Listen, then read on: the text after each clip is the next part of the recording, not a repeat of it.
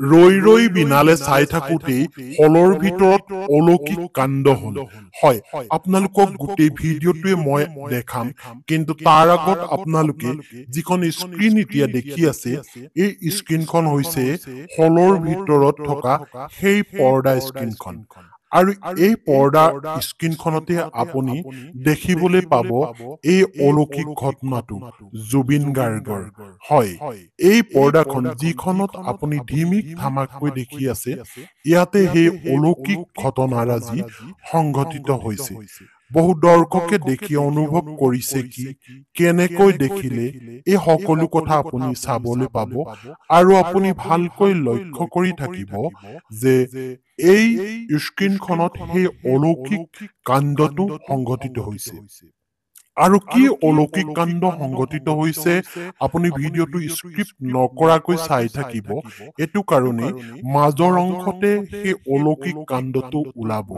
আৰু মই মাজে মাজে আপোনালোকক কৈ আছো যে এই কাষত যে মই দেখাইছো জুবিন গাৰ্গ, এই জুবিন গাৰ্গৰ খুব মৰমৰ চিনেমা আছিল এখন। আৰু জুবিন গাৰ্গে খুব আশাৰে এইখন চিনেমা ৰাইজৰ কাৰণে উলিয়াইছিল আৰু ৰাইজৰ কাৰণে বনাইছিল। আৰু তেওঁৰ জীৱনৰ কিছু খুব গোপন কথা, কিছু তেখেতৰ জীৱনৰ লগত সংগতি থকা কথাৰে এই চিনেমাখন প্ৰস্তুত কৰিছিল। আৰু এই চিনেমাখন তেখেতে ৰাইজৰ লগত বহি উপভোগ কৰিবলৈ নাপালে, আৰু নোপোৱাৰ দুখতে এনেকৈ তেখেতৰ আত্মাই আহি অলৌকিক কিছু কথা দেখাইছে, যিখিনিৰ পৰা আমাৰ ৰাইজে অনুভৱ কৰিছে জুবিন গাৰ্গৰ উপস্থিতি। তেখেতৰ উপস্থিতিত আচলতে জুবিন গাৰ্গে সকলো ৰাইজৰ লগত যে আছে এই কথাটো কৈছে। আপোনালোকক সেই দৃশ্যৰাজি মই দেখাম। দেখুৱাৰ আগত আপোনালোকে কিন্তু এই কথাখিনি গম পাই লওক, কাৰণ মানুহৰ পৰমাত্মাই যেতিয়া কিবা ইচ্ছা কৰে, এই সকলোবোৰ ইচ্ছা বাস্তৱত ৰূপায়িত হ'ব পাৰে।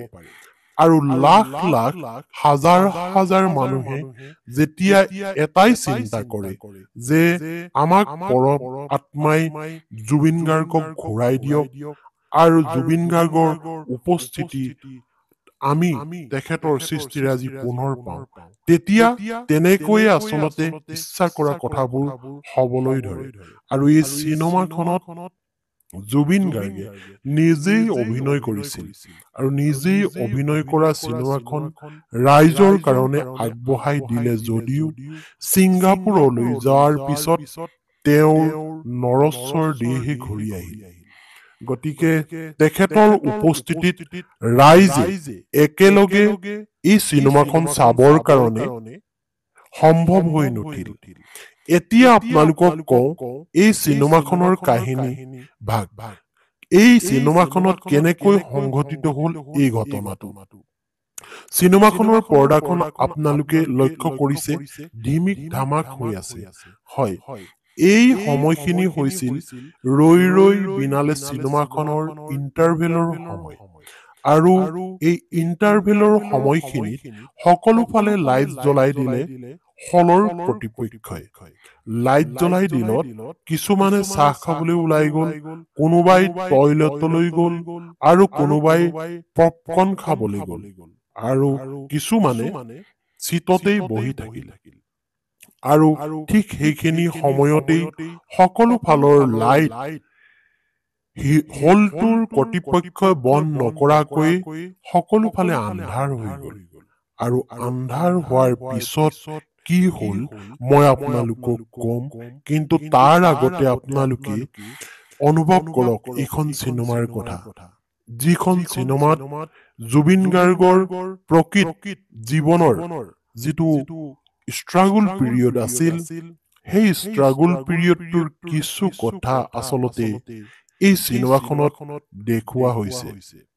আৰু সংগীত যাত্ৰাত কেনেকৈ এজন অন্ধ ল'ৰাই বাৰে বাৰে উজুতি খাই আকৌ পুনৰ তেওঁ জি উঠে, এই কথাখিনিও তাত কোৱা হৈছে। কাৰণ জুবিন গাৰ্গে এটা অন্ধ চৰিত্ৰ কৰিছে আৰু অন্ধ চৰিত্ৰটোত তেওঁ ইমান সুন্দৰকৈ অভিনয় কৰিছে যে চালে চকুত ৰোৱা। আপোনালোকে স্ক্ৰীনখনত চকু ৰাখক, হঠাতে পাৰ হৈ যাব পাৰে সেইটো দৃশ্য। গতিকে আপোনালোকক অনুৰোধ কৰিছো ভিডিঅ'টো স্ক্ৰিপ্ট কৰি নাচাব, অন্যথা আপোনালোকে দেখি নাপাব কোনখিনিত সেই দৃশ্যৰাজি পাৰ হৈ গ'ল। তাৰ পিছত জুবিন গাৰ্গে যিখিনি সংগীত সৃষ্টি কৰিছিল, যিখিনি বাদ্যযন্ত্ৰীয়ে বজাইছিল, তেওঁ গীত গাইছিল, এই সকলোবোৰ কাম কৰাৰ পিছতো ভইচ ডাবিঙৰ কাম কিছু ৰৈ গৈছিল। আৰু জুবিন গাৰ্গে ছিংগাপুৰৰ পৰা ঘূৰি আহি সেই কামখিনি সুচাৰুৰূপে কৰিম বুলি বহুজনৰ লগত কথাও পাতিছিল আৰু তেওঁ আশা কৰিছিল যে ছিংগাপুৰ ফুৰি আহি মই ৰৈ ৰৈ বিনালে চিনেমাখনৰ সকলোখিনি কৰিবলগীয়া কাম কৰি পেলাম আৰু 31 তাৰিখেই মই এই চিনেমাখন ৰিলিজ কৰিম। কিন্তু তেওঁ ঘূৰি আহিল, তেওঁ নৰশ্বৰ দেহ এটাহে হৈ আহিল, এটা পাৰ্থিৱ দেহ আহিল। জুবিন গাৰ্গৰ সেই মনটো, সেই সৃষ্টিশীল মনটো ঘূৰি নাহিল, আত্মা হৈ আহিল, যি আত্মাই এতিয়া আমাৰ ৰাইজৰ প্ৰাণে প্ৰাণে জীয়াই আছে, ৰাইজৰ কোহে কোহে জীয়াই আছে, যাৰ কাৰণে এই অলৌকিক ঘটনাবোৰ সংঘটিত হৈছে। এতিয়া সকলো ৰাইজে অনুভৱ কৰিছে জুবিন গাৰ্গ জীয়াই আছে আৰু জুবিন গাৰ্গে আমাৰ মাজত জীয়াই আছে। হয়, আপোনালোকে সকলোৱে ভাবে যে জুবিন গাৰ্গ পুনৰবাৰ জন্ম হওক, তেওঁ আমাৰ মাজত আহক, তেখেতৰ সৃষ্টিৰাজিক লৈ আমি জীয়াই থাকো। কিন্তু তেনে সময়তে এই চিনেমা হলটোত এটা ঘটনা সংঘটিত হল আৰু সেই ঘটনাটো অনুভৱ কৰিলে সেই চিনেমা হলত চাই থকা দৰ্শকসকলে।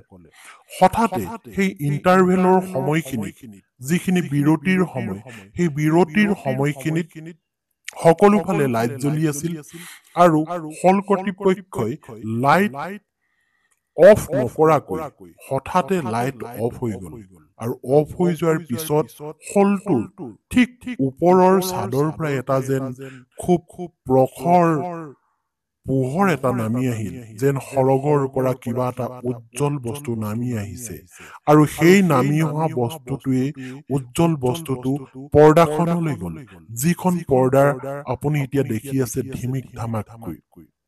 এই পৰ্দাখনত সোমাই হল কৰ্তৃপক্ষই কিন্তু তেওঁলোকে কোনো মেচিন চলোৱা নাই তাত চিনেমাখনত। এই পৰ্দাখনে জীৱন পাই উঠিল লাহে লাহে, যিখন পৰ্দা এতিয়া আপোনালোকে দেখি আছে। আৰু এই পৰ্দাখনত জীৱন পাই উঠাৰ পিছত কি সংঘটিত হল, কি দেখা পালে আপোনালোকে ভালকে লক্ষ্য কৰক। মই দেখাম এতিয়া আপোনালোকক ইয়াত আচলতে কি সংঘটিত হল। ধিমিক ধামাক কৰি থকা এই পৰ্দাখনত আপুনি দেখিবলৈ পাব এতিয়া সেই মই কৈ থকা অলৌকিক সৃষ্টিৰাজি, সেই অলৌকিক। আৰু এই অলৌকিকতা দেখি ৰাইজে আচলতে ভাবিলে জুবিন গাৰ্গৰ আত্মা আচলতে আহিছে আৰু তেওঁৰ নিজৰ উপস্থিতিৰ কথা আমাক কৈছে। গতিকে ৰাইজে ভাবিছে যে জুবিন গাৰ্গ আমাৰ সৈতে আছে আৰু থাকিব, আৰু জুবিন গাৰ্গ নাথাকিলে আমাৰ সৃষ্টিৰাজি কি হব। গতিকে এই জুবিন গাৰ্গ যেতিয়া এই আত্মাৰ ৰূপেৰে এনেকৈ আহিছিল, তাত এখন হাত এনেকৈ জুবিন গাৰ্গৰ যি হাতৰ ছাপ লৈ থৈছিল, এই হাতৰ ছাপ দেখা গ'ল আৰু জুবিন গাৰ্গৰ সেই ফটো বা সেই ভিডিঅ' অস্পষ্ট ৰূপত এনেকৈ স্ক্ৰীনেদি পাৰ হৈ হৈ যাবলৈ ধৰিলে, যিবোৰ আচলতে আমাৰ দৰ্শকসকলে কল্পনা কৰে যে জুবিন গাৰ্গ জীৱিত হওক বুলি, এনেধৰণৰ এটা ঘটনা সংঘটিত হল বুলি বহুতে আচলতে কব বিচাৰে। কিন্তু এয়া কিমান সত্য অসত্য